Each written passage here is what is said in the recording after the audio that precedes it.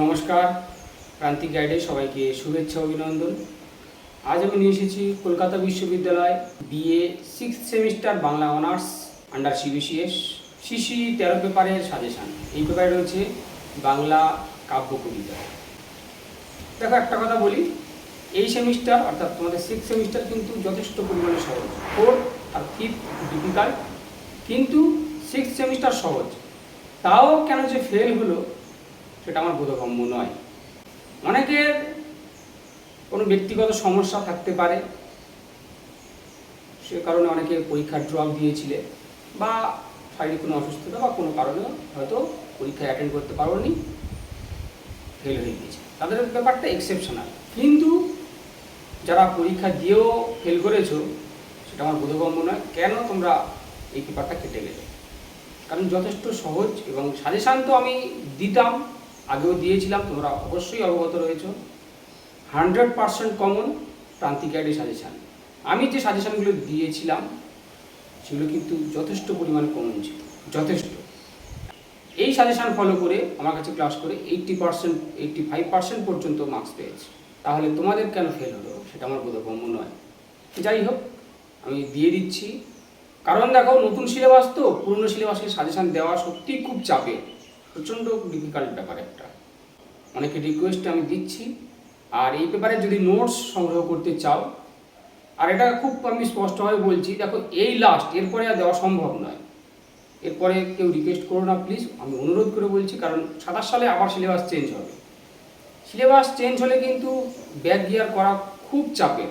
Syllabus না change হলে তখন ব্যাপারটা আলাদা, কিন্তু সিলেবাস চেঞ্জ হলে পুরনো সিলেবাসের সাজেশান দেওয়া খুব চাপের। তাই ভালো করে পড়াশোনা করে পাস করে যাও। যারা নোটস সংগ্রহ করতে চাও শীঘ্রই স্ক্রিনে দেওয়া নাম্বারে যোগাযোগ করো, সমস্ত কিছু পেয়ে যাবে। আমি তো জানো অবশ্যই, আমি খুব স্বল্প পারিশ্রমিক নিয়ে থাকি, খুব কম পারিশ্রমিকে আমি কিন্তু নোটস বা ক্লাস প্রোভাইড করি। তাই যারা নোটস সংগ্রহ করতে চাও স্ক্রিনে দেওয়া নাম্বারে যোগাযোগ করো। আমি মডিউল 1, 2 ধরে ধরে খুব ভালো করে বলে যাচ্ছি। বড় অর্থাৎ 10 নাম্বার এবং 5 নাম্বার, এগুলো খুব মনোযোগ দিয়ে শুনবে। আমার কথাগুলো কিন্তু কেউ স্কিপ করবে না, খুব মনোযোগ দিয়ে শুনবে। এবং ফাইনালাইজ করে যাবো, একেবারে স্টার মেরে যাবো। কারণ তোমাদের আর আগের মতো সময় নেই। আমি একেবারে ফাইনাল সাজেশান দিয়ে যাবো, স্টার মেরে যাবো, সুপারস্টার, কমস্টার যেমন দিতাম লাস্ট মিনিট ফাইনাল সাজেশানে। মডিউল 1-এ রয়েছে বীরাঙ্গনা কাব্য। বীরাঙ্গনা কাব্য থেকে দুটো প্রশ্ন হবে, একটা সমালোচনামূলক আর একটা পত্রগুলো থেকে। কে কোনটা করবে সিদ্ধান্ত নিয়ে নাও। যে কোনো একটা সাইড করবে। আমার কথা হচ্ছে যে কোনো একটা সাইড করবে, অন্য সাইড করার দরকার নেই। যে কোনো একটা সাইড বেছে নাও। যারা সমালোচনামূলক প্রশ্ন করবে, এই সমালোচনামূলক প্রশ্ন থেকে করবে বীরাঙ্গনা কাব্যের নামকরণ। বীরাঙ্গনা কাব্যের নামকরণ কতটা সার্থক তা আলোচনা করো। বীরাঙ্গনা কাব্যের নামকরণ, বীরাঙ্গনা কাব্য পত্রকাব্য হিসাবে কতটা সার্থক, বীরাঙ্গনা কাব্য পত্রকাব্য হিসাবে কতটা সার্থক, বীরাঙ্গনা কাব্যের নায়িকারা কোন অর্থে আধুনিক, বীরাঙ্গনা কাব্যের নায়িকারা কোন অর্থে আধুনিক, বীরাঙ্গনা কাব্যে পাশ্চাত্য প্রভাব কতটা পড়েছে, এটা 5-এর জন্য করবে। বীরাঙ্গনা কাব্যে পাশ্চাত্য প্রভাব কতটা পড়েছে, এটা 5-এর জন্য করবে। নামকরণ, পত্রকাব্য, বীরাঙ্গনা কাব্যের নায়িকারা কোন অর্থে আধুনিক, এই কটা করবে। খুব ভালো করে করবে। বিশেষ করে এবার আমি বলে রাখছি, নামকরণটা সুপার স্টার মেরে না। নামকরণ আর পত্রকাব্য, নামকরণ পত্রকাব্য সুপার স্টার মেরে না, বিশেষ করে নামকরণ। তবে আমি বলবো 5-এর ক্ষেত্রে এখানে একটু রিস্ক হয়ে যায়, সেজন্য পত্র কটাই দেখে যাও, করলে 10-5 হয়ে যাবে। এবছরের 10-এর জন্য খুব ইম্পর্টেন্ট, সোমের প্রতি তারা, স্টার মারো। দুষ্মন্তের প্রতি শকুন্তলা, সুপার স্টার মারো। নীলধ্বজের প্রতি জনা, এই 3টে সুপার স্টার মারো। সোমের প্রতি তারা, দুষ্মন্তের প্রতি শকুন্তলা, নীলধ্বজের প্রতি জনা, এই 3টে সুপার স্টার মারো। তারপরে অল্প স্টার লক্ষণের প্রতি সূর্পনখা, লক্ষণের প্রতি সূর্পনখা করবে। আর সব কটা পত্র করলে সুবিধা, তাহলে 10-5 হয়ে যাচ্ছে। কেকই এটা 5-এর জন্য করবে, দ্বারকানাথের প্রতি রুক্মিণী 5-এর জন্য করবে। আর একটা জিনিস, একেও হয়ে যাবে। পত্রগুলো যদি করো তোমাদের একে হয়ে যাবে, কারণ লাইন তুলে প্রশ্ন হবে 1 নম্বরের ক্ষেত্রে এবং 5-এর ক্ষেত্রে লাইন তুলে প্রশ্ন হবে। দেখবে একেও লাইন তুলে প্রশ্ন হয়, তোমরা তো জানো। তাই আমি মনে করি পত্র কটাই সব কটা দেখে রাখো, একটা করে নোটস প্রত্যেকটা টপিক্স থেকে। স্পেশালাইজেশন সুপারস্টার মেরে নাও। সোমের প্রতি তারা, দুষ্মন্তের প্রতি শকুন্তলা, নীলধ্বজের প্রতি জনা। Complete module 1। মডিউল 2 দুটো সাইড রয়েছে, সোনারতরী, সঞ্চিতা। যারা সোনারতরী করবে তাদের সঞ্চিতা করার দরকার নেই, আর যারা সঞ্চিতা করবে তাদের সোনারতরী করার দরকার নেই।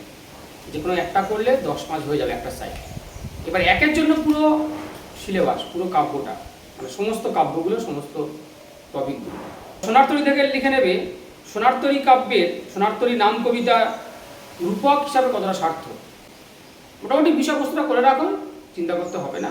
সোনারতরী নাম কবিতার বিষয়বস্তু বা নামকরণ এবং রূপক হিসাবে কতটা সার্থক। এটা সুপার স্টার মারবে, সুপার স্টার মারবে। তারপরে রয়েছে নিরুদ্দেশ যাত্রা, সুপারস্টার মারো নিরুদ্দেশ যাত্রা। প্রত্যেকটা টপিক থেকে একটা করে নোটস, আমি 100 বার বলছি, বারবার বলছি। নিরুদ্দেশ যাত্রা করবে। এইবারে বৈষ্ণব কবিতা, এটাও 10-এর জন্য করে রাখবে। দেখো সঞ্চিতা বাদ দিচ্ছ মানে সোনারতরী সব কটা করতেই হবে, কারণ 10 আর 5 হয়ে যাবে। সোনারতরী বৈষ্ণব কবিতা বসুন্ধরা 10-এ পড়ে গেছে, 5 স্পেশালাইজেশন সুপারস্টার মেনে নাও।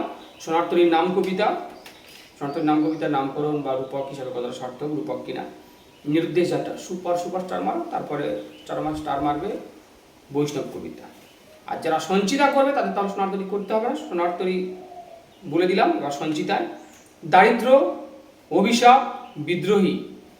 দারিদ্র সুপারস্টার মারো, দারিদ্র কবিতাটা প্রত্যেকটা থেকে একটা কোনো দারিদ্র থেকে সুপারস্টার মারো। দেখো সোনারতরী বাদ দিচ্ছে, তাহলে সঞ্চিতা করছে, সবকটাই করবে কিন্তু 10-5 হয়ে যাবে এবং 1। তাহলে দারিদ্র সুপারস্টার মারবে, তারপরে অভিশাপ, দারিদ্র, তারপর অভিশাপ, তারপর বিদ্রোহী, তারপর নারী 5-এর জন্য। আমি বলবো দারিদ্রটা সুপারস্টার মেরে নাও, আর তারপরে অভিশাপটা স্টার মারো, তারপর অল্প স্টার মারবে বিদ্রোহীটা। ক্লিয়ার? তাহলে মডিউল 3 যাবো এবারে। মডিউল 3 থেকে করবে, এখানেও দুটো সাইড রয়েছে, ইউনিট ক, ইউনিট খ। যারা ক ইউনিট করবে, রবীন্দ্রনাথের প্রতি, এটা প্রথমে লিখে নাও, সুপারস্টার মারো, বুদ্ধিতে প্রচুর রবীন্দ্রনাথের প্রতি। রাত্রি কবিতা জীবনানন্দ দাশের রাত্রি কবিতা, সুপারস্টার মারবে, জীবনানন্দ দাশের রাত্রি কবিতা, এই দুটো সুপারস্টার মারবে। তারপরে সংগতি, এটাও আসতে পারে, সংগতি অমিয় চক্রবর্তী।